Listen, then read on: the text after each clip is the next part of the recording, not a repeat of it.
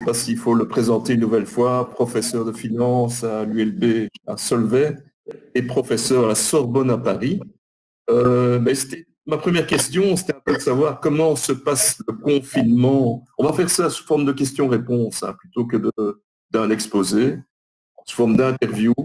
Et donc, comment se passe le confinement pour un professeur? Comment ça se passe avec les étudiants, les examens et le fait que Bruxelles, Paris, comment ça se passe, Roland? Ben, Tout d'abord, ça se passe bien parce que je pense que les étudiants, en tous les cas à Paris comme à Bruxelles, mais je pense ailleurs également, ont compris dans les dernières années, en tous les cas, à quel point il était important de continuer à travailler.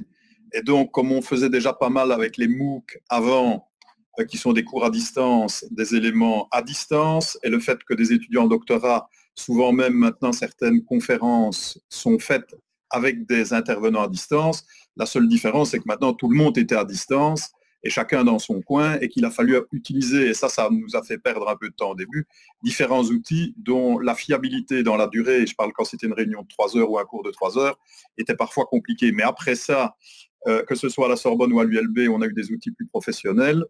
Et ça s'est donc très bien passé. Et malgré tout ce que je fais, entre guillemets, où j'essaye de faire à côté de l'université, je dois dire que le côté universitaire, c'est probablement le point sur lequel j'ai pu le plus travailler en gagnant beaucoup de temps dans l'organisation, puisque je n'ai plus dû me déplacer physiquement à Paris, ni à Bruxelles, et que dans mon camp retranché de La Roche en Ardennes, les petits oiseaux ne m'empêchaient pas de penser, et donc j'ai pu faire plus ou moins la même chose. En tous les cas, c'est l'impression, mais avec plus d'efficacité. Donc globalement, je trouve que ça s'est bien passé. Les examens, pareil.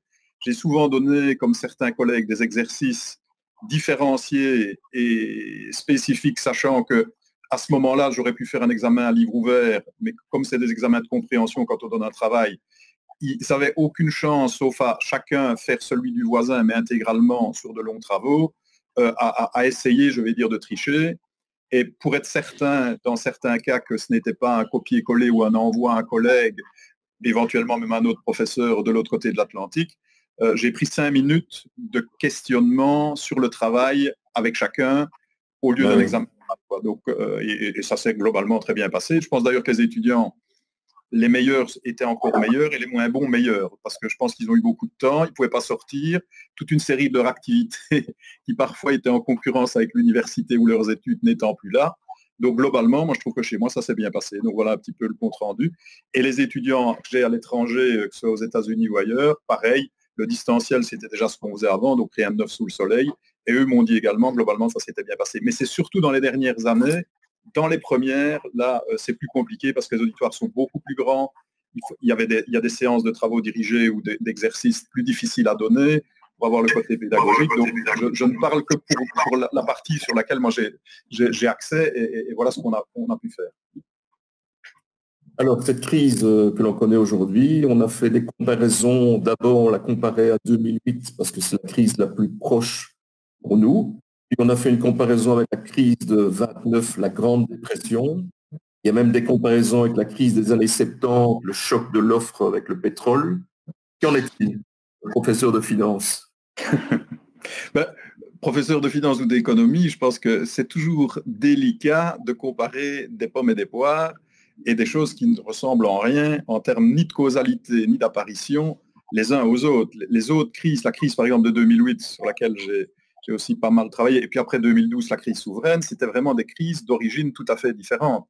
La première, c'est d'abord celle de 2008, c'était une crise financière et avec, je vais dire, un relais financier qui n'est que de la partie, en tous les cas pour les États-Unis, du fait qu'on a titrisé des crédits hypothécaires qui ont mal tourné, mais c'est d'abord une crise immobilière qui a eu des relents dans le reste du monde parce que les États-Unis en ont pris une partie à leur charge, mais ont surtout exporté ce type de crise à l'étranger.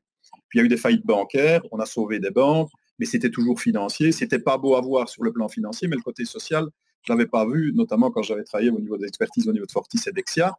Par contre, quand est arrivée la crise plus tard des dettes souveraines, c'était encore un autre type de problème avec des gestions publiques qui ont parfois été laissées en souffrance avec du surendettement. Et on a vu la solidarité européenne à mal, et on en parlera sans doute tantôt, comme souvent quand il y a des difficultés. Si on vient sur les crises précédentes, dans les années 70, c'est une crise avec un choc qui vient notamment des prix du pétrole, une forte inflation et ainsi de suite. Donc tout à fait différent. Aussi la crise de 29, pareil, c'est une crise économique avec un effondrement de la demande et on a vu les mesures qui ont été données en réponse à l'époque n'étaient sûrement pas bien profilées, mais ça n'a rien à voir encore avec une pandémie.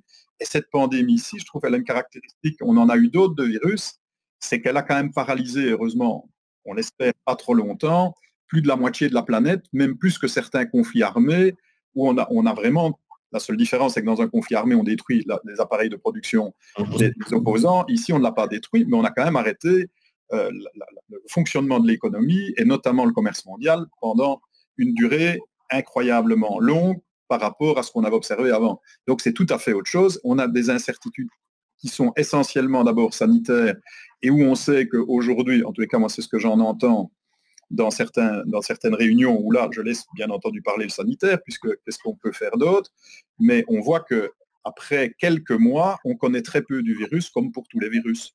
Et on découvre chaque fois des choses différentes. La seule chose, c'est comme ça touche 4 milliards d'individus, l'intensité pour trouver une solution est beaucoup plus grave que quand c'est évidemment plus restreint.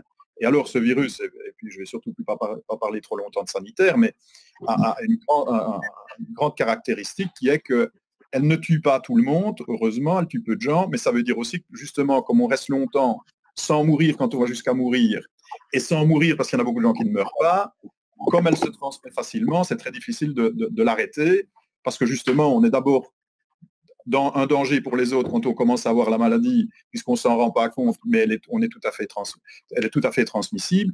Et également pour des enfants maintenant, on a vu qu'ils ont la même charge que nous, ils peuvent la communiquer sans problème alors qu'ils ne développent pas la maladie. Donc c'est plus compliqué. Alors pourquoi est-ce que je vais faire ce parallèle-là? Parce que j'ai trouvé qu'en discutant avec des gens qui ont travaillé sur d'autres crises, comme par exemple l'Ebola avait une grosse caractéristique, c'est qu'il se transmettait aussi très vite, mais les gens mouraient très vite. Donc ça veut dire que le type, avant de pouvoir transmettre le virus, en 2 jours, il avait une forte fièvre, il était cloué au lit, donc il ne pouvait déjà plus contaminer beaucoup de gens. Et après 5 jours, il était mort. Donc clairement, c'est plus facile, c'est malheureux à dire, mais à caler le virus dans un coin quand on est dans ce genre de virus que le nôtre aujourd'hui. Et donc clairement, on voit que aussi bien le côté asiatique, américain, les derniers, et européen entre les deux, on en apprend tout le temps et on a peur d'une seconde vague, on sait que le virus est probablement mutant, et c'est tout ça qui continue à paralyser. Et quand on parle de déconfinement aujourd'hui, moi ce qui m'inquiète, et puis j'arrêterai là-dessus, c'est comme on déconfine de façon tout à fait différenciée à l'intérieur même du même pays, si on prend la France, et à l'intérieur même des zones décidées par l'État français, certains maires font des choses différentes, en Belgique aussi.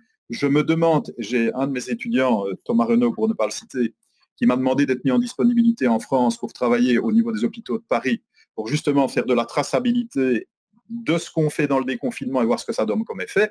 Et bien maintenant, le nombre de variables endogènes et exogènes est tellement important et différencié d'une zone à l'autre qu'il est sûr que ces résultats n'auront que peu de portée statistique. Donc je me dis, pourvu que le virus tout seul révèle qu'on a fait ce qu'il fallait pendant le confinement, parce que pour tester ce qui va se passer dans le déconfinement, alors qu'on fait tous des choses différentes sans même parler des États européens entre eux, je me dis que ça ne va pas être facile de voir ce qui se passe. Et ça m'ennuie, si vous voulez, parce que ça crée de nouveau de l'incertitude, et on sait ce que l'incertitude fait sur le comportement, pas uniquement des investisseurs, mais même des ménages, des épargnants, et ainsi de suite. D'accord. La chute du produit intérieur brut, globalement, sera entre 10 et 15% cette année. Certains envisageaient au départ une reprise rapide, la fameuse reprise en V, donc on baisse fortement, mais on remonte très fortement.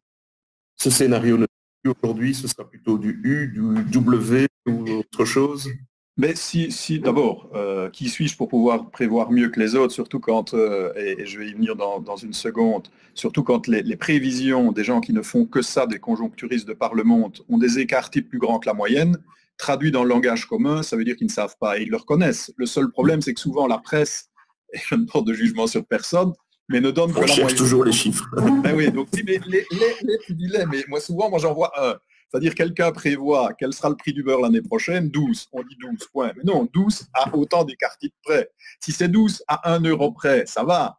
Ça veut dire que dans 95% des cas, il va entre 12 et 2 fois l'écart type, ça fait dire entre 14 et 10. Ça va, mais si maintenant il dit son écart type est 8, ça veut dire que c'est entre 14, ça veut dire 30 et quelque chose, et moins 10. Donc ça veut dire qu'il ne sait pas. Or, aujourd'hui, on donne les moyennes partout et on oublie de donner les écarts types. Moi, je vois le NBER aux États-Unis, des gens qui sont quand même fiables et qui ont accès aussi aux informations. Quand il donne la croissance américaine ou bien le PIB américain, il le donne avec des variables d'écart qui sont de cet ordre-là. Donc ça veut dire que on ne sait pas. Et pourquoi est-ce qu'on ne sait pas? Parce qu'ils acceptent de dire ça dépendra de l'intensité avec laquelle le virus va encore nous embêter et pendant combien de temps. Et comme ces deux variables-là sont clés pour savoir la suite, donc on revient sur le sanitaire, c'est normal qu'on ne sait pas. Par contre, les choses qui sont plus facilement prévisibles, c'est parce que tu parlais du U, c'est le choc actuel sur ce que ça a déjà occasionné comme dégâts de paralyser certains secteurs, certains pans entiers de l'économie. Ça, on sait le mesurer. Par contre, on est déjà en train de se dire, ouais, mais finalement, moins 11%, on va refaire plus 12 derrière, super, tout marche bien. Moi, je vois le moins 11 et je me dis, qu'est-ce qui peut y arriver derrière? Alors, beaucoup de choses. Alors, les plus présomptueux diront, et les plus optimistes, de toute façon, il n'y a aucune raison que ça ne reparte pas, ce que je crois aussi. Le tout est de savoir quand. Donc, je serais plus d'accord quand je vois le FMI et les autres de dire que ça sera probablement en U qu'en V. Par contre, les marchés financiers ont déjà fait V, donc c'est pas de problème, tout va bien. On est déjà revenu même à certains cas, pas par rapport au plus haut de février, mais par rapport au plus haut de janvier, au niveau de janvier, même un peu plus dans certains cas, notamment pour certaines technologiques ou certaines immobilières. Donc, pour le moment, Covid ou pas, c'est aussi bien.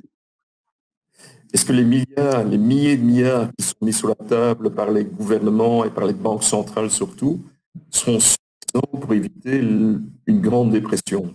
Est-ce que les banques centrales peuvent encore en faire plus qu'aujourd'hui? Mais on peut toujours demander aux banques centrales d'être le prêteur de dernier ressort parce justement on se tient compte des effets négatifs qu'on a eu quand on a eu la crise de 29 notamment, et donc où là, les banquiers centraux n'ont pas assuré la liquidité, et donc tout le système s'est effondré, notamment au niveau justement de la partie difficile de la crise, où on aurait dû permettre justement le financement de l'économie et pas laisser s'écrouler des pans entiers au niveau de secteurs notamment à l'époque industrielle. Mais aujourd'hui, on sait quand même que les banquiers centraux étaient déjà là et très actifs avant que le Covid n'arrive. Moi, ce que j'ai peur demain, c'est un peu comme la mauvaise idée d'appeler les critères de Maastricht, surtout pour les Français Maastricht.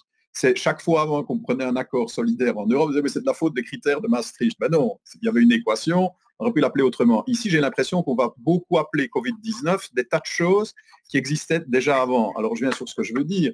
Les budgets des États n'ont pas attendu Covid-19 pour avoir des soucis et les banquiers centraux d'intervenir pour amener le niveau des taux d'intérêt à des niveaux très très bas par le quantitative easing, parce qu'il y a leurs activités traditionnelles où elles assurent déjà la liquidité, et puis il y a la partie justement où elles vont plus loin et où elles font des mesures entre guillemets qui ne sont pas conventionnelles, voire en Europe aller jusqu'à pousser les taux à être négatifs, qui soulagent bien entendu les États. Malheureusement, plus les plus forts que les plus faibles, mais néanmoins.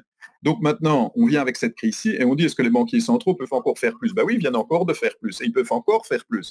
Sauf ce qui me fait très peur aujourd'hui, parce que ça, à mon avis, on irait trop loin, c'est si on considère la Banque centrale comme un planificateur du cours des marchés. C'est-à-dire de dire, dès que les taux d'intérêt montent sur l'Italie, parce qu'il y aurait un risque sur l'Italie, les banquiers centraux interviennent, le taux sur l'Italie baisse, et donc tout va mieux. Et on masque le problème de fond, sur lequel j'ai pas mal travaillé, je travaille encore maintenant, qui sont les difficultés des banques italiennes en termes systémiques pour l'Italie et pour le reste de l'Europe. Et donc, de nouveau, on peut pousser les banquiers centraux à acheter d'autres actifs.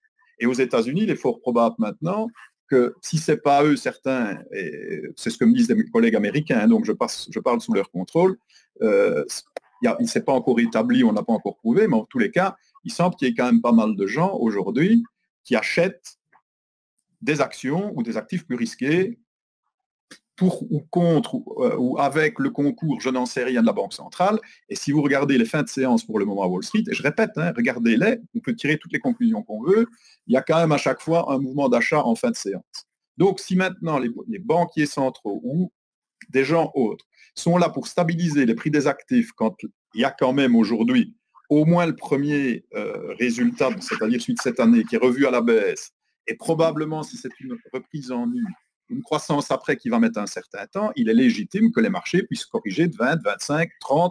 Il n'y a rien de mal à ça. Qu'est-ce que ça va changer? Sauf qu'aujourd'hui, on voit qu'on veut lutter contre ça, et là, on sait très bien pourquoi, pour éviter l'effet richesse aux individus, en plus de l'effet revenu. Puisqu'ils ont certains une baisse de revenus, l'effet richesse, c'est de voir en plus qu'ils sont plus pauvres, et s'ils sont plus pauvres, ils consomment moins, donc on a un effet sur la demande.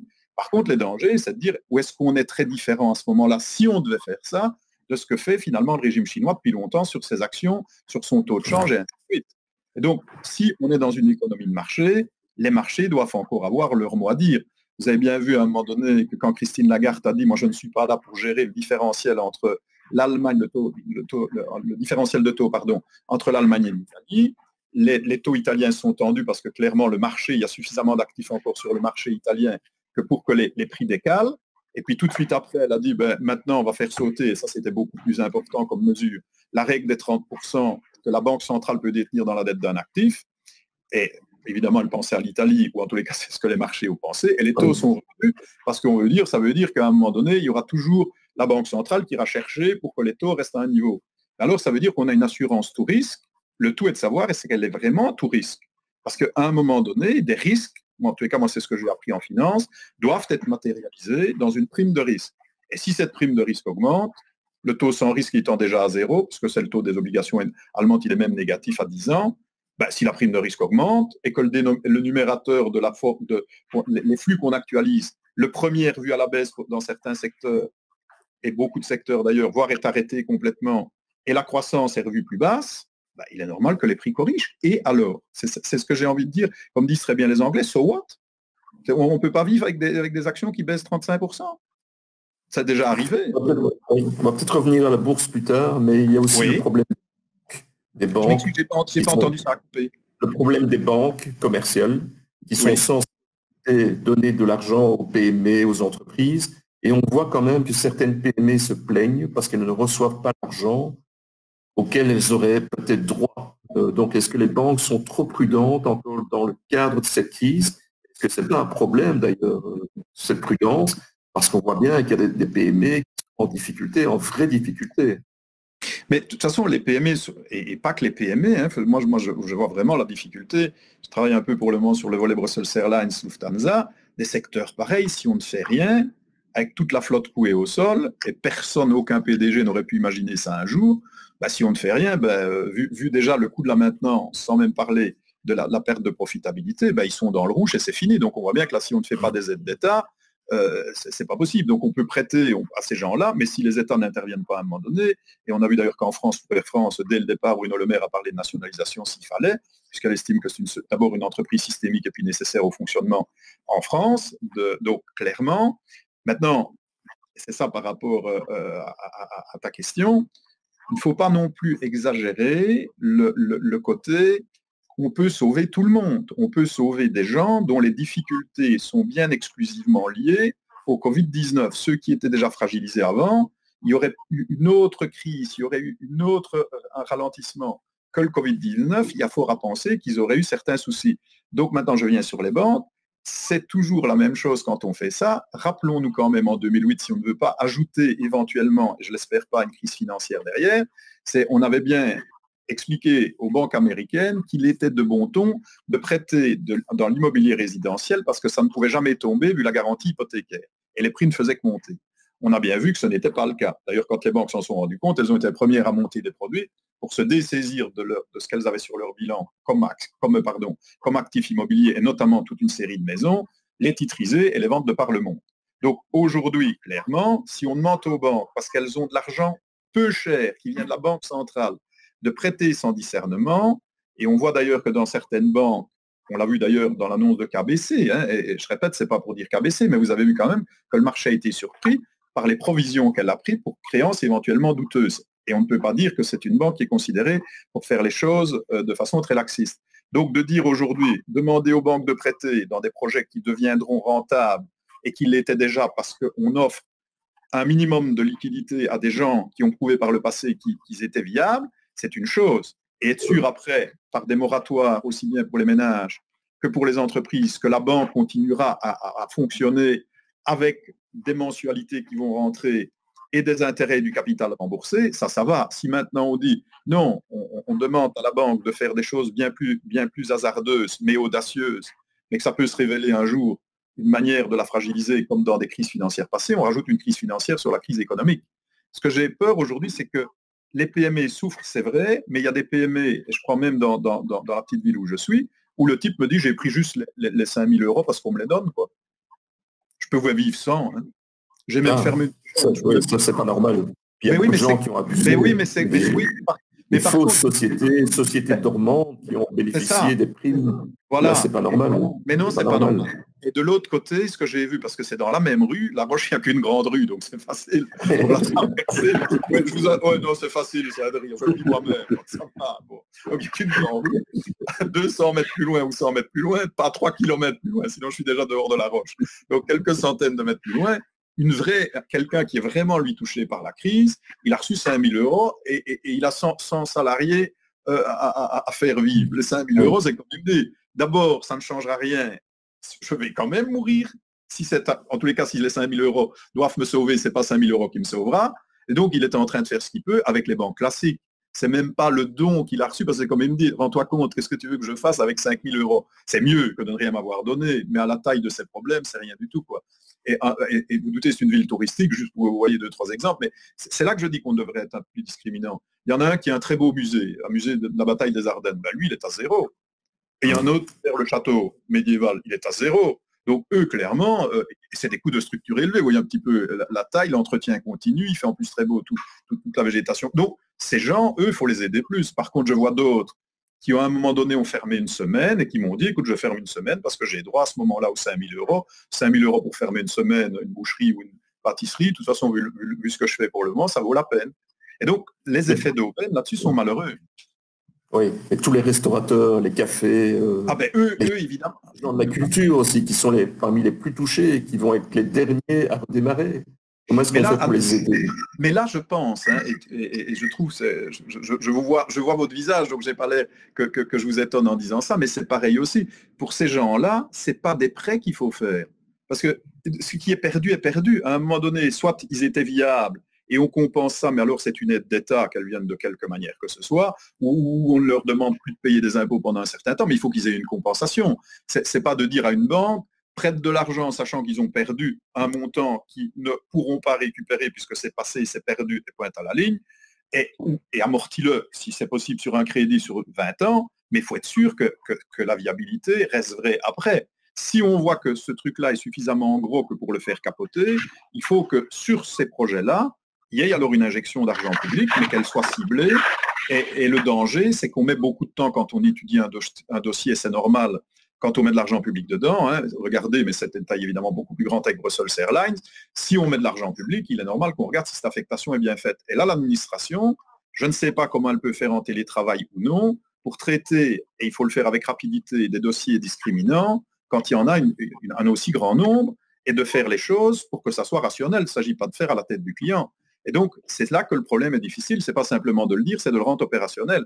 Mais aujourd'hui, saupoudrer, ça, je pense vraiment que c'est une mauvaise idée. L'hélicoptère money, pour parler au niveau des ménages, mauvaise idée aussi. Il y a des tas de gens qui ont pu faire gros dos. Alors, vous allez me dire, donc, pas besoin de donner à tout le monde, donner aux plus faibles. Mais je vois des plus faibles dans la ville de La Roche qui continuent encore à aller chercher de l'alcool. Très mauvaise idée. Donc, leur dire, voilà, vous allez me dire, parce qu'à La Roche, on boit trop. Je vois Marc. Non, je t'ai vu. Didier était d'accord, il a souri. Hein. Donc, non, il n'y a pas plus d'alcoolique. Il n'y a pas plus d'alcoolique à La Roche qu'ailleurs. Ce que je veux juste dire, c'est que clairement, si on veut faire ça, moi j'avais proposé, parce qu'à un moment donné, on réfléchit à ça au niveau européen, c'était de dire, par exemple, il y a des grandes surfaces, elles fonctionnaient d'ailleurs même avant le déconfinement ici, c'est de faire une tournante dans un horizon géographique court pour éviter que les gens ne se déplacent loin. Donc de dire, dans un arrondissement de Bruxelles ou une commune de La Roche, il y a une tournante au sein des grandes surfaces. Le matin, elles sont ouvertes comme tous les jours. Les 2 premières heures, pour des gens qui ne peuvent plus se nourrir, eh ben, elles ouvrent de la même manière. Et tous les codes-barres qu'on aurait sélectionnés, que ce soit des pâtes, des œufs, du pain, de l'eau, du lait, enfin tout ce que vous voulez mettre là, eh ben, pour les gens qui, et là spontanément, réclament simplement le fait qu'ils ne peuvent plus se nourrir, sans qu'ils puissent faire des stocks, mais pour leur famille, donc s'ils sont 3, ben, c'est plus que s'ils sont 2, donc, et si c'est des enfants également, la quote-part est pareille, mais uniquement pour ces quotes-barres-là, ils peuvent continuer à faire leurs courses, mais là, ils paient. Ce montant-là est renvoyé vers le CPAS de la commune, qui ne paye bien entendu pas, et ces factures-là vont vers un fonds qui est à ce moment-là un fonds qui soit aussi bien régional que fédéral, mais il n'y a que des dépenses de première nécessité pour se nourrir. Et si la personne en a encore besoin 2 jours après, elle revient 2 jours après et elle fait le geste tous les matins de se déplacer Et vous vous doutez que beaucoup de gens ne voudront pas l'effet d'aubaine parce que se déplacer pour qu'est-ce que va coûter une facture de pain, de beurre et ainsi de suite, et de devoir faire de la file et ainsi de suite. Mais au moins ces gens sont sûrs qu'ils seront nourris. Alors l'annoncer suffisait, puisque là, il n'y a pas besoin d'opérationnalité compliquée, puisque les grandes surfaces fonctionnent déjà, les codes-barres, c'est déjà réglé. Et là, vous êtes certain, plutôt que de faire de l'hélicoptère money, que vous sauvez pour la nourriture, c'est-à-dire manger au-delà du logement, au-delà des soins de santé, l'essentiel pour les ménages. Or, ici dire maintenant, on attribuerait autant à tout le monde pour lancer la demande et voir qu'en plein confinement, des gens qui sont déjà à l'aise y auraient droit et vont acheter des jeux vidéo pour leurs enfants, là, alors l'effort n'est pas réparti si on veut sauver ceux qu'on a dit tout à l'heure, c'est-à-dire les PME les plus délicates et qu'on veut avoir les moyens au niveau des États et des régions pour les sauver. Brussels Airlines, il faut les sauver. Mais c'est pareil. Un avis très tranché sur la question. Pardon, j'ai pas entendu. Étienne de Calataille, un avis très tranché sur Brussels Airlines. Il ne faut pas les sauver. Il ne faut pas les sauver. Faut pas... Oui, évidemment, on peut toujours... Il y aura bien quelqu'un qui reprendra les avions et qui montrera une autre... Oui, mais si on est sur le volet, Étienne a dit ceci, moi j'ai dit ça, Étienne a sans doute de bonnes raisons de dire ce qu'il dit, mais c'est vrai qu'on peut paraître d'un côté celui qui dit, bon, ouais, Brussels Airlines, effectivement, et ça, je peux le rejoindre sur le premier volet, il y aura des avions, ça c'est clair. Brussels Airport. Toujours là. Par contre, quand j'entends le patron de Brussels Airport, il lui est quand même concerné au plus haut point, qui dit c'est 40%, c'est pas 10%, c'est pas 15%, c'est 40%, et qui explique pourquoi ces 40% ne seraient pas remplacés, mais la concurrence ferait que les hubs se déplaceraient entre Bruxelles et des concurrents qu'on connaît déjà très forts, à savoir Paris avec Air France et KLM avec Amsterdam et Francfort de l'autre côté avec Lufthansa ou éventuellement Eurowings à ce moment-là, s'il n'y avait plus Brussels Airlines, il faut faire attention. Ce qui m'étonne quand même, c'est que le patron de Brussels Airport, lui insiste à quel point Brussels Airlines est indispensable pour avoir un grand aéroport à Bruxelles. Donc, je ferai attention à des gens qui sont concernés de manière différente que les compagnies aériennes elles-mêmes. Deuxième élément, quand on voit le nombre d'emplois qui gravitent autour de Brussels Airlines, parce que Brussels Airlines est là, parce qu'il y a ce hub qui est à Bruxelles, et que, je vais dire, ça draine quand même un grand nombre de passagers, je ferai quand même très attention si je veux avoir des gens qui viennent à Bruxelles avec des escales dans des vols européens. Je vais dire, ça, on le voit quand même très bien. Je ne sais pas si vous aimez bien aller, j'en sais rien, moi, à Rome, en passant par Paris. Et alors de me dire, mais on s'en fout de ce que les gens aiment ou n'aiment pas. Pas sûr, parce qu'il faut faire attention aussi à la demande.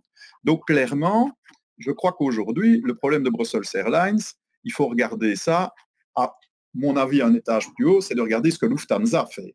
Et quel est l'intérêt pour l'aéroport de Bruxelles d'avoir une compagnie aussi forte que Lufthansa qui, elle, va avoir pas 490 millions ou 390 millions ou 290 millions, c'était le point de départ, mais qui va recevoir 9 milliards d'euros. Bien géré avec Lufthansa, d'ailleurs c'est un peu là-dessus sur le truc où je fais aussi un peu des choses maintenant, c'est essayer de voir comment on peut faire une négociation équilibrée entre des acteurs où les acteurs privés eux-mêmes ont besoin d'une aide d'État et de voir comment se répartit l'aide d'État. Et par contre, de dire, faire jouer le fait qu'il n'y ait plus de compagnie du tout à Bruxelles, alors que cette compagnie est à l'intérieur, à 100% d'ailleurs, d'un groupe de la force de Lufthansa, qui, à mon avis, avec l'aide de l'Allemagne, peut être vraiment un grand rival à Air France, KLM et même à British Airways, et faire à ce moment-là, de la place de Bruxelles, notamment pour les destinations africaines, un vrai hub complet, quand on voit en face d'autres compagnies qui sont subsidiées depuis toujours et qui ne se cachent pas et l'affichent, et qui sont des leaders mondiaux comme Emirates, qui ici aussi vont recevoir encore plus d'aide d'État pour venir concurrencer, pas Brussels Airlines, mais une sphère de groupes comme Sky, comme Teams ou Miles and More, pour citer le programme de fidélité dans lequel est Brussels Airlines avec la Lufthansa, je pense qu'il faut regarder à deux fois. Ça marchait quand même très bien. Quand on détruit quelque chose après Covid-19, on ne sait pas où on va. Donc moi, je n'aime pas non plus les expériences où je ne sais pas où on va. Remettre Brussels Airlines à flot, on sait où on va. Donc voilà les raisons pour lesquelles je ne dis pas qu'on ne peut pas avoir des arguments pour dire il y aurait des avions à Bruxelles quand même, et de dire ça me paraît quand même plus malin de regarder comment on peut gérer avec Lufthansa, qui a quand même une puissance de feu pour sauver Bruxelles Airlines, que ça soit bien. Et pour le moment, sur la table, une chose rassurante, c'est que les Allemands expliquent plutôt à la Belgique, on a obtenu des efforts très importants, et c'est tout souvent le cas dans l'industrie en Allemagne, souvenez-vous, avec IG Metall avant, on a obtenu des efforts très importants des pilotes allemands, et donc on voudrait bien que la Belgique comprenne qu'on ne peut pas vendre, on prend de l'argent en Allemagne et on fait tout différent en Autriche avec Austrian, en Suisse avec Swiss, et en Belgique avec Brussels Airlines. Donc il y aura des négociations, elles seront certainement difficiles, mais je pense que le but est de sauver quand même l'ensemble. Et rappelle encore une fois plus Lufthansa l'importance pour eux d'avoir Bruxelles, parce que capitale de l'Europe, il y a quand même beaucoup de flux, et surtout les départs vers l'Afrique qui sont très rentables. Alors, cette crise va coûter très, très cher aux États, et le débat a déjà commencé, mais qui va payer la facture? On entend maintenant de multiples avis. Parce qu'il y a un gros débat entre taxer les riches, taxer les pensionnés. Est-ce que c'est un retour à l'austérité rapide qui va se profiler, avec toutes les conséquences que cela implique? Parce que est-ce que c'est soutenable encore de demander de l'austérité aux populations? Ou est-ce qu'il faudra réduire les dépenses publiques? Quelle est la solution? Ou annuler les dettes publiques? Commençons d'abord par le dernier. Annuler les dettes publiques, moi, ça me fait juste rire. Hein. Sauf à supposer, on peut le faire de différentes manières. Hein. Je trouve qu'il y a toujours l'originalité quand il s'agit de faire des bêtises. Je crois des bêtises. Annuler une dette publique, on peut demander à la Banque Centrale Européenne d'acheter tout, ou une grosse partie, elle en a déjà parfois presque 30%, puis dire à un moment donné, cloup, disparaît. Et donc, ça veut dire qu'il est sorti 30%. C'est-à-dire qu'elle conserverait les obligations presque à perpétuité ou alors sous une très longue période. Mais de toute façon, c'est ce qu'elle fait. Oui, mais c'est ce qu'elle fait déjà. Donc là, de dire, elle le fait déjà, mais ça ne règle quand même pas le problème des dettes publiques. Vous avez d'ailleurs bien vu que pour le moment, Eurostat ne dit pas que la dette parquée à la Banque centrale n'appartient plus à l'État italien, ce qui fait d'ailleurs enrager quelqu'un de très intelligent. Moi, j'ai l'occasion de l'avoir quand même quelques fois en face de moi. Salvini, il est peut-être quelqu'un que je n'aime pas du tout sur le plan des idées, mais il est très malin. Et je vais vous faire une réflexion par rapport à ça. Ça remonte il y a 6, 7, 8 mois, je ne sais plus exactement. Et donc, après une grosse réunion difficile sur de nouveau les banques italiennes et donc la solidarité qui pourrait s'exercer ou pas vis-à-vis de l'Italie, c'était une réunion avec des gens de la Banque centrale. Et il dit à un moment donné, écoutez, je ne vois pas pourquoi vous voulez absolument qu'on parle de la dette qui se trouve au niveau de la Banque centrale européenne, de notre dette qui est là-bas. C'est notre problème. Évidemment, il y a un Hollandais qui lui dit directement, ben évidemment que c'est votre problème. Non, non, c'est notre problème. Il dit, je vous ai pas demandé de l'acheter. Regardez l'intelligence du type, je ne vous ai pas demandé de l'acheter. Hein. Mais il dit, mais qu'est-ce que ça vient faire là-dedans? C'est quand même votre dette, oui, mais je vous signale que moi, dans le mécanisme européen, je fais 20%, 19% même. Et encore, mon PIB diminue, donc peut-être 17%. Donc, je suis bien d'accord. Vous avez acheté, à l'époque, c'était presque 27%, enfin, je ne sais pas comment on les calcule, de dette publique italienne. La Banque centrale, moi, je ne lui ai rien demandé. D'ailleurs, il n'y a aucun gouvernement qui fait pression sur les banquiers centraux en disant ça, il rigole évidemment. Aussi, parce qu'il veut dire, peut-être pas l'Italie, il ne peut sûrement pas nous dire que nous, on a du poids là-haut. Mais par contre, vous l'avez acheté. Et donc, maintenant, moi, ce que je dis, tout simplement, c'est notre problème, le vôtre aussi. Et moi, des 27% qui sont en banque centrale, j'en garantis 17%, ma part. Et donc, le reste, c'est votre problème aussi. Et à un moment donné, à ce moment-là, les autres disent, bon, enfin, c'est un peu facile de parler comme ça. Il dit quoi? Vous allez nous envoyer vos F-16, vos AWACS?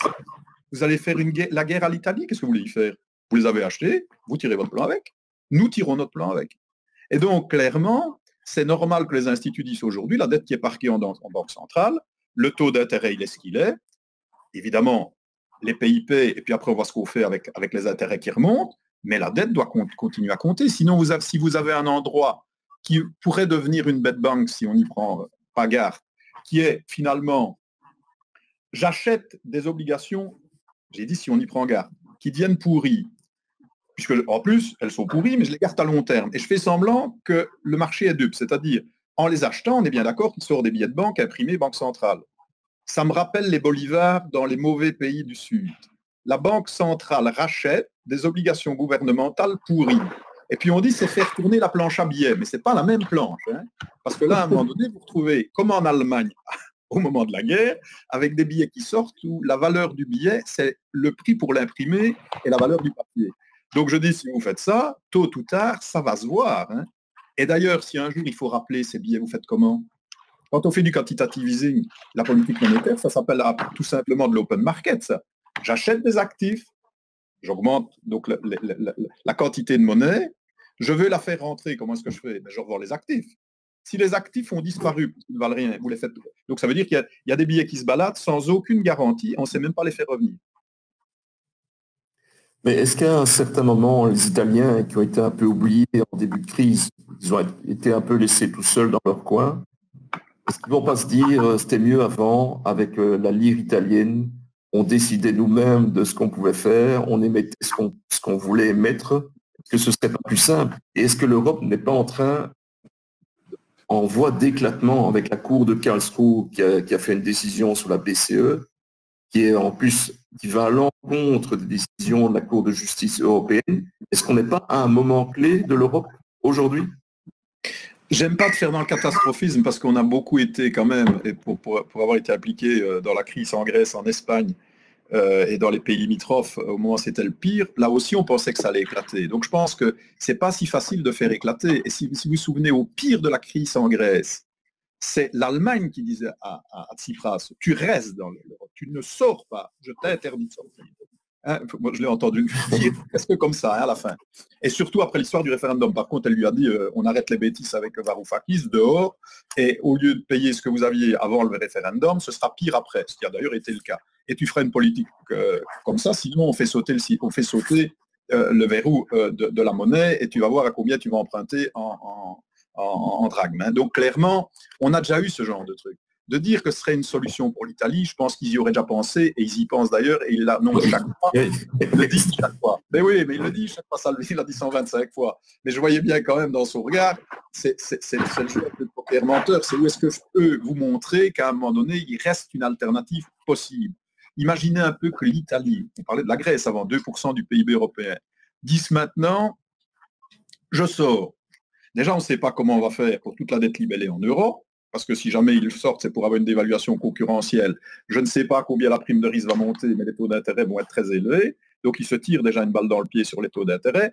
Et en plus, la conversion, soit on se retrouve, mais alors, à mon avis, une idée très dangereuse, c'est de dire on fait comme le FMI, on considère l'Italie comme un pays en voie de développement et on les laisse, en sortant en plus, on leur abandonne une partie de leur dette. M'étonnerait que ce soit la volonté de Francfort, d'Amsterdam ou même des Danois. Donc clairement, on est tous pris dans le jeu. Et donc d'aider les Italiens, à mon avis, c'est plus les aider à avoir un taux ou un différentiel de taux par rapport à ce qu'ils empruntent maintenant sur leur dette ou qu'elle soit parquée, mais que cette dette ait toujours la même existence qu'elle n'avait avant, mais que les taux d'intérêt dessus soient le plus bas. D'autant plus que dans les budgets des États, finalement, l'amortissement, même en Belgique, puisque la dette croît. En nominal, elle croît. En rapport au PIB, quand il y a de la croissance, on masque ça. Mais chaque année, puisqu'il y a un déficit, ce déficit vient ajouter à la dette. Donc, qui est-ce qui vient dire qu'il n'y a que les Italiens qui ont une dette qui croît en absolu? Donc, ça veut dire que dans tous les pays, du moment qu'on sait réémettre la dette, depuis des années, depuis 2008, on la réémet, on essaye qu'elle croît en parallèle avec le PIB, voir que le PIB croisse un peu plus, comme ça on dit que la dette a baissé en rapport au PIB, mais elle a quand même continué à augmenter puisqu'il y a un déficit. Donc aujourd'hui, de dire on va perpétualiser la dette à l'intérieur de la Banque centrale, mais on le fait tous. Par contre, de dire qu'à cause de ça, on va pouvoir jouer sur le différentiel de taux, il faut vraiment prendre les marchés financiers pour des idiots, hein, parce qu'ils vont le voir, évidemment. Et d'ailleurs, Eurostat refuse, hein, pour le moment, de dire on ne compte pas la dette des États à la Banque centrale européenne. Et d'ailleurs, quand vous voyez ce qui est pour le moment sur la table au niveau européen, au niveau du Conseil européen, parce que c'est les leaders qui prennent les décisions, et vous l'avez vu, c'est la Commission européenne qui travaille dessus, c'est de dire, on va, pour faire fonctionner de l'aide ciblée pour le coronavirus, essayer, et il n'y a pas encore un accord, de ne pas faire du corona bonds, mais de dire simplement à la Commission européenne, eh ben, tu empruntes sur les marchés et les États se portent garant. Et le taux d'intérêt qui sera décidé par les marchés, c'est le taux d'intérêt des marchés, mais au moins sur cette partie-là, on verra ce qu'on fait. Alors, soit c'est pour booster le budget européen, et c'est des transferts, et là, ce serait la première fois en Europe, en dehors des fonds FEDER, qu'on ferait vraiment des transferts, et pas simplement du crédit, ou bien l'argent qui est là est reprêté à l'Italie à un taux plus bas. Et à ce moment-là, c'est le différentiel de taux qui est le cadeau fait aux Italiens par les Allemands, les Hollandais, ainsi de suite. Et il y a d'autres plans sur la table, mais on va en parler ici. Mais voilà, donc, mais c'est de dire on garde cette idée que les gens qui sont derrière la dette italienne seront un jour remboursés et que le whatever it takes de Mario Draghi, même s'il était italien, il l'aurait dit dans d'autres circonstances, je crois, parce qu'il avait bien compris le principe, c'est de dire le système est crédible, derrière la dette des États, il y a une solvabilité et on essaye de ramener le fait qu'on a une seule monnaie et que les écarts entre les États et surtout les grands, sur le long terme, on peut les lisser. Mais si on dit maintenant non, non, non, non, et on fait du bricolage financier ou des annulations de dette, je pense simplement qu'on va voir même le taux allemand qui va remonter. Parce que dans les discussions, les Allemands, même au moment de la Grèce, même au niveau de l'Espagne, disaient quelque chose qui pour moi était essentiel. C'est de dire à partir du moment où on demande aux Allemands, et à tous les autres, mais vous allez dire pourquoi je dis aux Allemands. Les Allemands font pour le moment 27% de la zone euro, à peu près ça. Si vous leur dites à un moment donné, portez-vous garant d'une dette, quelle qu'elle soit, et que tous les autres pays disent, oui, c'est très bien, nous aussi.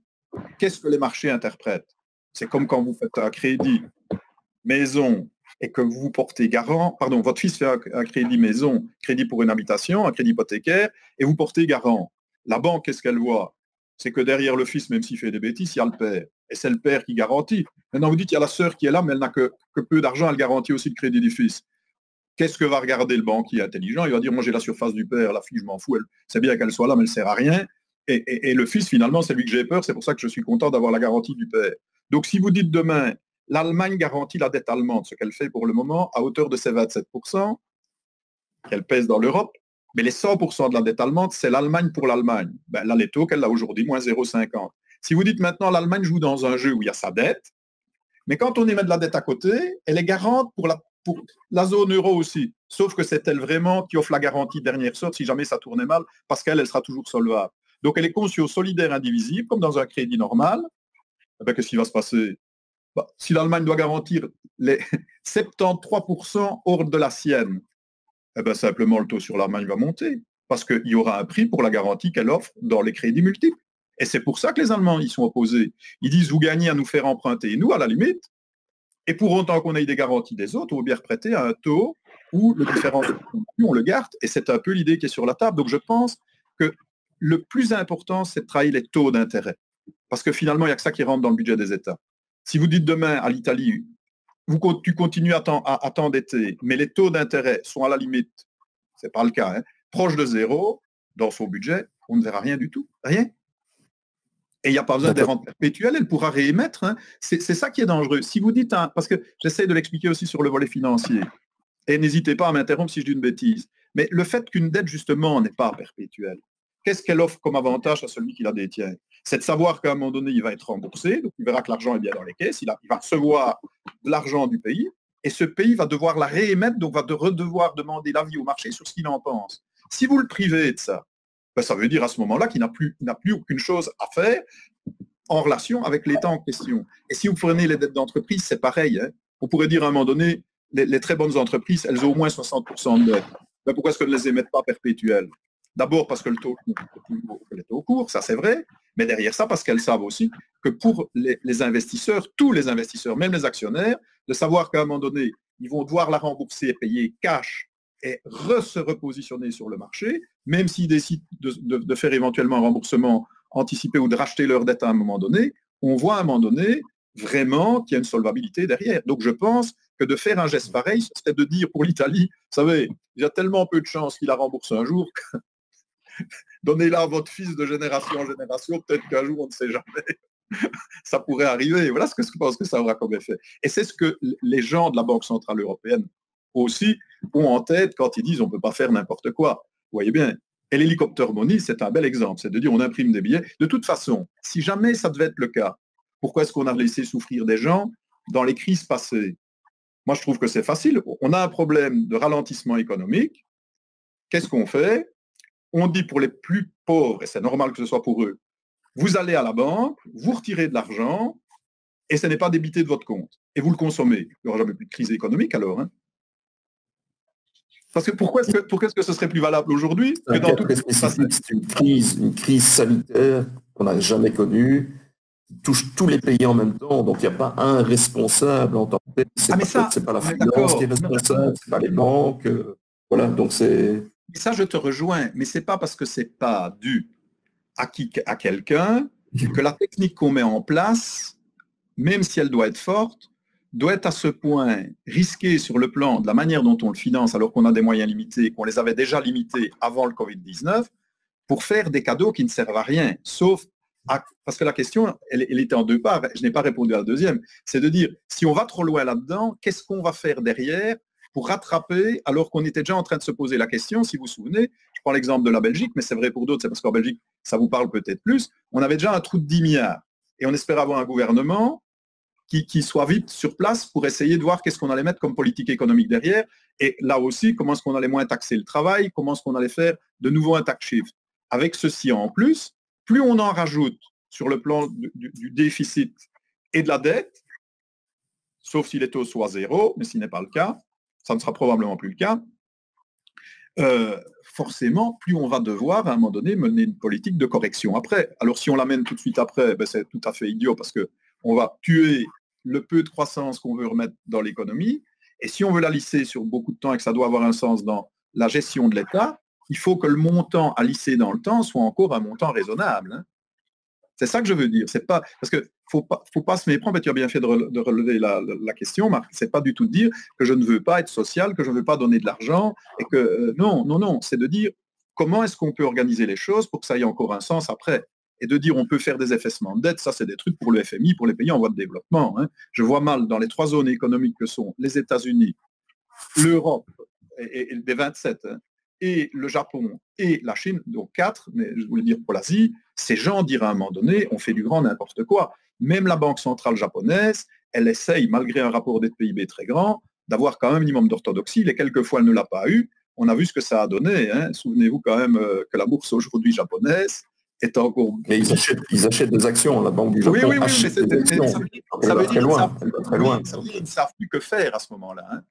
Et donc, j'espère, et il y a une chose aussi qu'on ne rappelle pas assez, c'est que si on regarde la posture américaine pour le moment, malgré qu'ils obtiennent de la croissance, en termes d'endettement, ménages, entreprises et États, par rapport à la moyenne européenne, hein, donc si on met vraiment toute l'Europe ensemble, ils sont plus endettés que nous, hein, sauf que nous, dans la manière dont on joue la solidarité sur les taux appliqués sur la dette publique en Europe, il n'y a pas de solidarité, ne parlons même pas des transferts.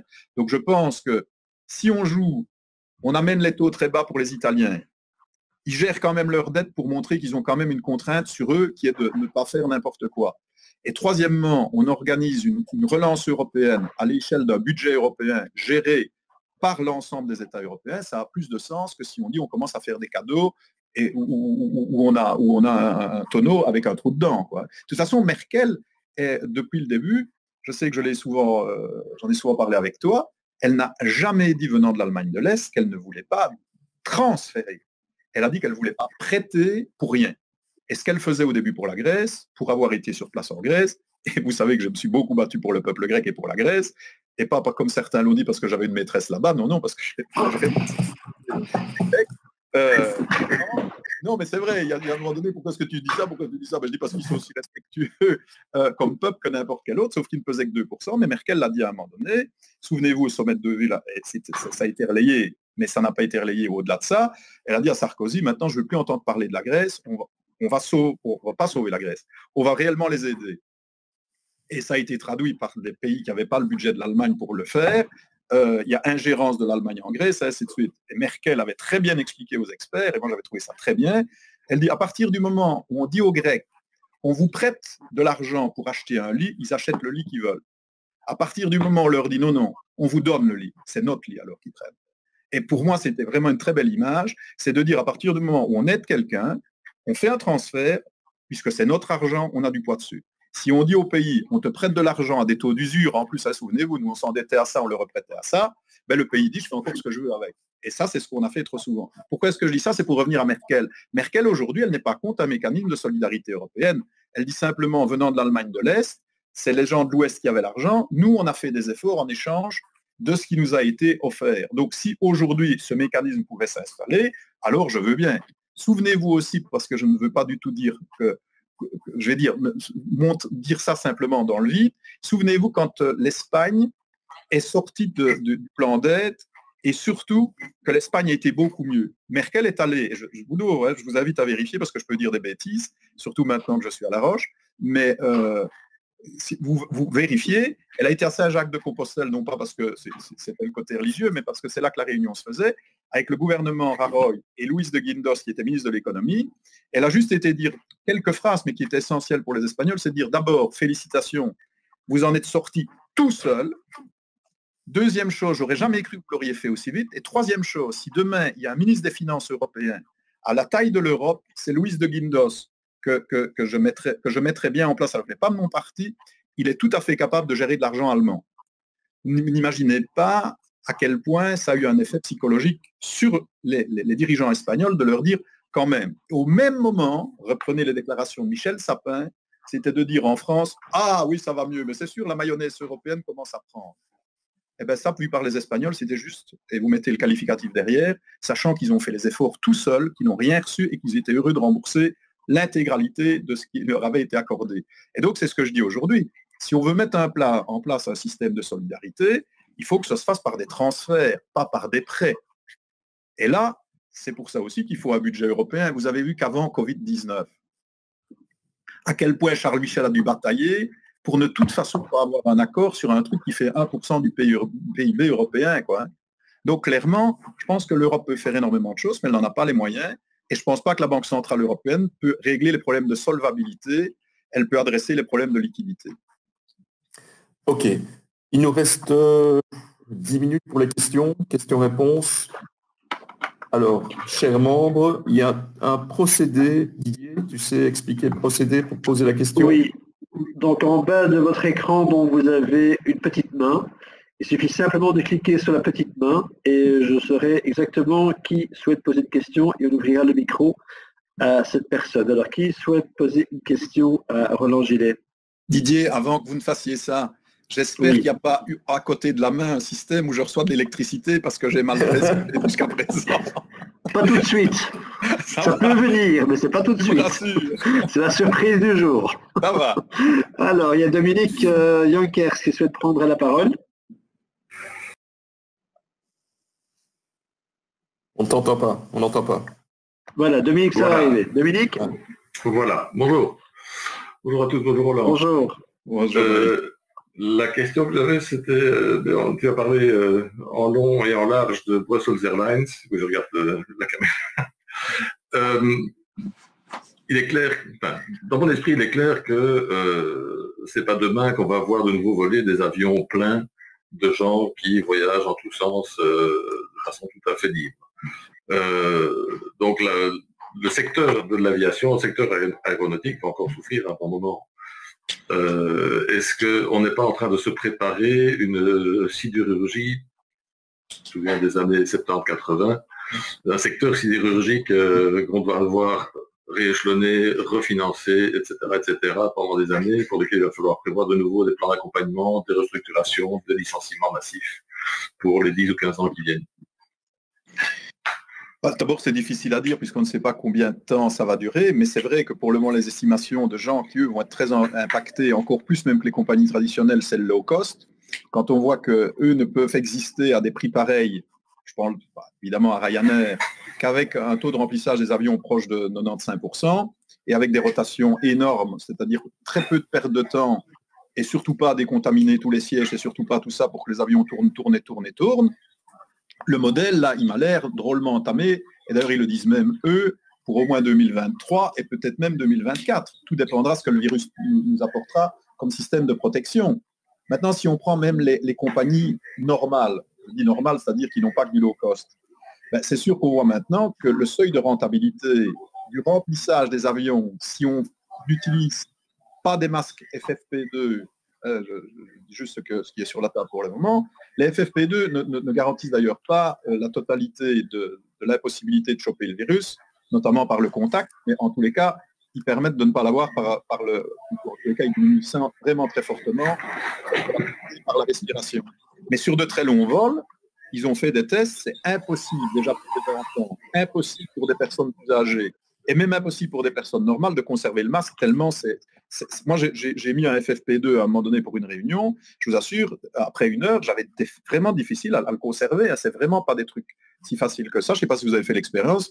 Et je n'ai pas d'asthme, je n'ai pas de problème. Donc, dans les avions, ils voient déjà que cette voie-là paraît compliquée. Et 2, la climatisation est telle que ça véhicule quand même pas mal de choses. Donc, il faut des espaces suffisants et ils n'ont pas encore tout réglé. Donc, tant que ça sera comme ça et que les risques pourraient effectivement d'être contaminés, il y a un double effet. Il y a la demande, c'est-à-dire est-ce qu'il y a des passagers pour du tourisme qui sont prêts à aller prendre des risques, même s'ils sont limités, et de l'autre côté, est-ce que les avions peuvent voler avec un taux de remplissage où il y a une place sur 2, une place sur 3. J'ai vu des projets chez Lufthansa, même dans les vols en business class, ils peuvent quand même pas mettre tout le monde parce que l'espace est quand même encore trop proche l'un de l'autre. Donc, par rapport au modèle actuel, les avions, ils ne peuvent pas être rentables. Maintenant, combien de temps, c'est une chose. De dire que c'est la sidérurgie, je dirais peut-être pas jusque-là parce qu'on ne sait pas combien de temps, effectivement, ça va durer. Par contre, ce qui est clair, c'est que des sociétés comme la Panam, si vous vous souvenez, qui étaient quand même d'immenses compagnies, ont déjà fait faillite dans le secteur aérien, et pas qu'elles d'ailleurs. Alitalia, avant Covid-19, était un client à des ennuis, et les regroupements étaient déjà légion dans l'idée de dire tout le monde ne survivra pas. Donc c'est sûr que ça amplifie encore ce genre de choses. D'où l'intérêt que j'ai dit au début de rester adossé à un acteur qui risque en Europe d'être très puissant parce qu'il a l'aide que l'Allemagne peut donner à sa taille, à une compagnie qui est déjà significative et qui a une image de sérieux. Je veux dire, je ne vais pas le dire méchamment, mais je le dis avec un peu de sarcasme. Je pense que si vous dites demain, je dois voyager sur un avion allemand ou un avion, et vous ne mettez pas de pays mais du Sud, vous aurez l'impression, parce que l'image est comme ça, qu'il est peut-être mieux désinfecté, que les mesures sont plus strictes, que c'est plus rigide. Donc, de dire que c'est peut-être là qu'il y a un marché aussi, comme avant Swissair, comme avec le service et ainsi de suite, c'est pas idiot. Donc, de dire, est-ce que si on doit être touché, on ne le serait peut-être pas moins avec un acteur comme ça, qui lui a un plan de développement à l'échelle de Lufthansa, c'est peut-être une meilleure manière que de dire ça risque quand même d'être compliqué, et ça on est bien d'accord. Et c'est la première fois, et maintenant je viens sur le dernier point, qu'on a aidé les compagnies aériennes. Il faut quand même savoir du temps de la Sabena, la compagnie était recapitalisée pratiquement tous les 3 ou 4 ans malgré le prix des billets. Hein. Ça n'a jamais été un secteur très rentable de faire voler des avions, honnêtement. Autre question. Autre question, oui. Daniel Brouet. Alors, Daniel... On t'écoute, Daniel. Oui. Moi, je n'entends rien. On n'entend rien non plus. Non. Il a fermé son micro, je ne sais pas. Le micro est ouvert chez nous. Chez nous, c'est ouvert. Moi, j'entends tout le monde, mais je n'ai pas entendu... Je ne l'entends pas non plus. Pourtant, son micro est ouvert. En tout cas, chez nous. Je n'entends rien. Donc, je vois les lèvres qui bougent, mais je n'entends pas. Oui. On va apprendre en plus en gage des signes, des sourds et des muets, comme ça, moi, je pense qu'il y a un potentiel de dingue. Bon, malheureusement, on ne l'entend pas. On va essayer de régler ça par après avec lui, parce que, oui, même si on crie plus fort, ça ne changerait à seul micro qui est ouvert ou fermé. Voilà. Alors bon, on va passer alors la parole peut-être à François Xavier. Oui, bonjour, est-ce que vous m'entendez? Oui, très bien. Parfait. Bonjour Monsieur Gillet, merci pour l'exposé. En fait, je me demandais s'il n'y a pas moyen, étant donné qu'on va vers une crise de solvabilité, et que c'est avant tout une crise d'actifs et donc une réduction des capitaux propres des entreprises. Aujourd'hui, les banques viennent fournir de l'endettement. Qu'en est-il de cette recapitalisation? Et est-ce qu'on pourrait créer un fonds citoyen de redéploiement qui viendrait en sus de la SOGEPA et en essayant d'aller chercher l'épargne des gens, jusqu'à 275 milliards, et l'investir dans les PME. Voilà, ça c'est un petit peu l'idée. Créer une nouvelle classe d'actifs, on pourrait appeler par exemple du local investing. Voilà, on pourrait commencer un pilote sur la région genevoise ou la région wallonne, et puis déployer ça au niveau pays ou au niveau européen, et peut-être démarrer avec les plus nantis, j'ai envie de dire, aller voir des banques d'investissement privées comme de Growth, etc., et promouvoir ça dans les portefeuilles des investisseurs, et créer en fait une structure de fonds qui pourrait en fait redéployer à grande échelle en fait les PME. C'est une question. Professeur, oui, c'était l'idée du professeur. C'est ça, du professeur Georges Hübner. Roland Gilles les connaît très bien, puisqu'ils ont écrit un bouquin ensemble. Voilà. Donc voilà. Mais pour moi, je pense que ça va trop. Son idée va un peu trop loin. En fait, j'étais tout content de voir sa note il y a 10 jours. J'étais déjà en train de réfléchir sur l'idée.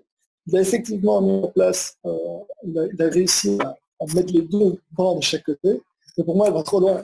Donc l'idée, ce serait plutôt d'aller sur quelque chose de plus soft, de ce premier exemple. D'aller chercher l'épargne, un risque. D'abord deux points. Question. Le premier, c'est quand on dit que les 280 milliards, 285 maintenant qui sont sur les livrets d'épargne, on pourra aller les chercher, attention, hein, ils sont déjà utilisés. Hein. Et il y en a qui sont déjà même très très bien utilisés, puisque c'est les crédits qui sont faits aux ménages pour leur crédit hypothécaire, et c'est bien entendu les crédits qui sont faits d'investissement pour les entreprises. Donc, dire qu'ils ne sont pas mobilisés, d'ailleurs, si tout le monde allait rechercher 285 milliards maintenant, les banques sont en faillite, hein, clairement. Donc, au contraire, elles n'ont aucun intérêt à ne pas les avoir reprêtés, parce que sinon, c'est du moins 0,50, même si c'est immunisé en particulier, un peu, beaucoup plus maintenant par le réserve, au niveau de la Banque Centrale Européenne. Donc, d'abord, je voulais évacuer cette idée que les 270 milliards sont mobilisables. Ils sont déjà pour une large part dans l'économie réelle. Maintenant, si on vient sur un fonds, et là, je vous rejoins un peu par rapport à ce que mon collègue et ami Georges Hübner proposait, qui est à large échelle un fonds populaire, c'est de dire, si c'est pour faire du crédit, même du crédit subordonné, mettre un taux d'intérêt plus élevé que le crédit bancaire, parce qu'il y a un risque plus élevé, risque de toute façon pour des non-initiés de ne pas être compris. Et la rémunération plus élevée est à payer quand même par celui qui reçoit cet argent, puisque c'est quand même encore un crédit si c'est un crédit subordonné.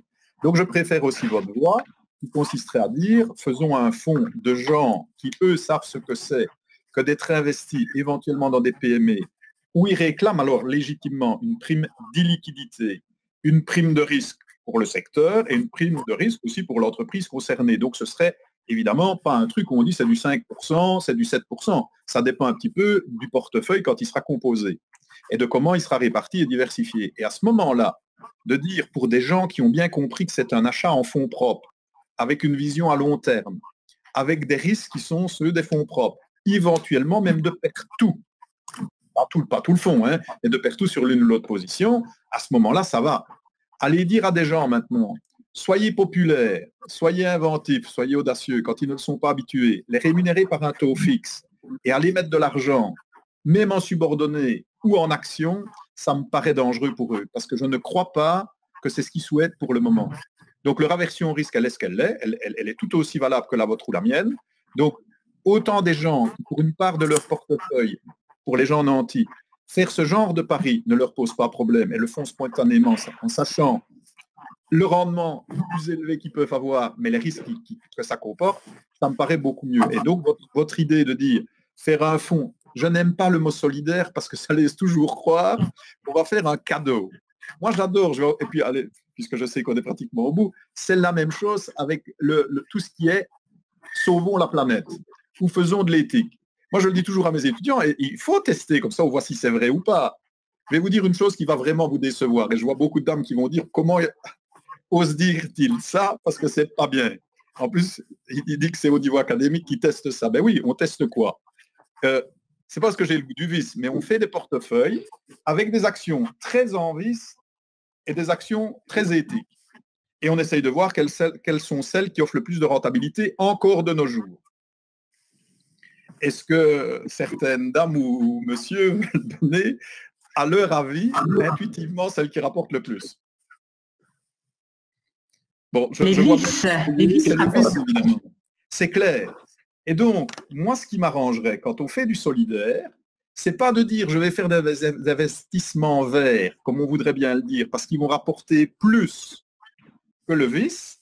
C'est je veux bien faire des investissements verts, avoir un portefeuille avec des actions éthiques et accepter une baisse de rentabilité qui vient de ma contribution solidaire en acceptant un rendement plus bas. Si vous me dites maintenant c'est uniquement pour acheter éventuellement, hein, c'est un exemple parmi d'autres, et qui n'est pas pragmatique, qui n'est pas pratique, c'est juste vous donner une possibilité. Si vous dites maintenant je suis prêt à acheter des éoliennes, parce que la société d'éoliennes va être financée par l'État, les marges qu'elle va faire en vendant les éoliennes va être très élevée. Et donc, je vais capter une prime de risque même plus élevée parce que le green est à la mode aujourd'hui. Là, pour moi, vous n'êtes pas du tout solidaire. Hein. Vous êtes un opportuniste qui, en plus de faire du green, vient chercher une prime de risque supplémentaire qui n'est pas justifiée. Donc, pour moi, être vraiment éthique et solidaire, c'est dire je ne fais pas du vice, je fais éventuellement quelque chose d'autre, et que ce soit des actions ou des obligations, j'accepte de sacrifier une partie de mon rendement. Le jour où j'observerai ça, qui est factuel avec mes étudiants, je vous dirai, alors créons un fonds solidaire. Par contre, c'est tout différent de dire faisons des fonds ESR. ESR, ça dit bien ce que ça veut dire. C'est investir dans ce type d'action. Maintenant, aller dire aux gens, c'est parce que ça va rapporter plus, alors c'est un effet d'aubaine et d'opportunité. Or, c'est pas ça qu'on veut dire dans le mot solidaire. Et j'ai vu quand vous avez présenté le fonds, solidaire voulait dire parce qu'il y a une difficulté. Aujourd'hui, j'aimerais mieux un fonds coronavirus, si vous voyez ce que je veux dire, qui n'est pas nécessairement solidaire, mais qui nécessite, comme Marc l'a dit tout à l'heure, une action différente d'avant, où des gens qui ont les moyens disent, au lieu de le faire chacun de notre côté, on crée un fonds qu'on appelle pandémie et on met de l'argent dedans. Et là, je vous rejoins totalement. Et j'ajoute derrière, pour des gens courageux qui feraient ça, même s'ils sont nantis, avoir un avantage fiscal pour qu'ils aient intérêt à le faire, pourquoi pas? Parce qu'il faut oser le faire. Hein. Ok, on va en rester là. Oui. Merci Roland Gillet de sa disponibilité. Voilà, je ne sais pas. D'habitude, on applaudit, mais je ne sais pas si on peut applaudir. On peut le faire comme ça, oui. Je suis déjà ravi de ne pas avoir reçu de décharge électrique parce que je connais l'efficacité. Donc, c'est que je n'ai pas trop de choses qui le dérangent. Non, un grand merci, c'était une belle réussite, c'était passionnant. Didier, le mot de la fin. Oui, je vais clôturer. Mais écoute, voilà, le mot de fin, ce sera donc pour tout le monde. En fait, donc on accueillera demain Philippe Bossard à 9h30 jusqu'à 10h dans le cadre donc, des tenues d'assemblée générale et des convocations à distance, sujet également d'actualité vu le coronavirus. Et alors, on accueillera Joseph Sadis, qui est parmi nous d'ailleurs aujourd'hui grâce à Laurence Ponchot. Il va nous parler également de la survie, de la prospérité à la survie. Et donc, un petit peu avec lui. Monsieur Sadis, peut-être vous donner la parole une petite minute pour donner un petit peu envie de vous écouter encore plus vendredi. Je vous écoute. On vous écoute. Oui, allez-y. Et donc, l'idée, c'est de dire, évidemment, on a beaucoup parlé de ce qu'il faut faire, tout le monde a une idée sur le sujet. Nous, on a un petit peu réfléchi à une systématique qu'il faut essayer d'adopter pour sortir de la crise dans laquelle on est, parce que les choses vont très vite. Le niveau d'incertitude, Roland en a parlé, il est très élevé, mais il faut aussi un certain nombre de qualités de leadership dont on parlera vendredi. Voilà, on parlera à la fois de la méthodologie, de la systématique et des soft skills. Parfait, merci à vous. Je vous remercie tous d'avoir participé à notre ECOFIN Lunch aujourd'hui. On vous donne rendez-vous, donc ceux qui le souhaitent encore peuvent s'inscrire pour demain et évidemment aussi pour vendredi. D'autres seront prévus dans les semaines à venir et on continuera au moins jusqu'au 30 juin donc dans ce système-là. Si vous avez des questions, des suggestions, n'hésitez pas également à nous les poser. On peut également le faire encore suivre à Roland s'il est d'accord, sans décharge électrique évidemment. Donc ce sera fait avec grand plaisir. Et on vous remercie tous. Un grand merci à toi Roland, un grand merci à Marc aussi pour avoir animé ce débat. Un petit peu innovant, nouveau, chouette, agréable et qui était très dynamique. Merci à vous tous et à très bientôt. Au revoir. Merci à vous aussi. À bientôt. À bientôt. À bientôt.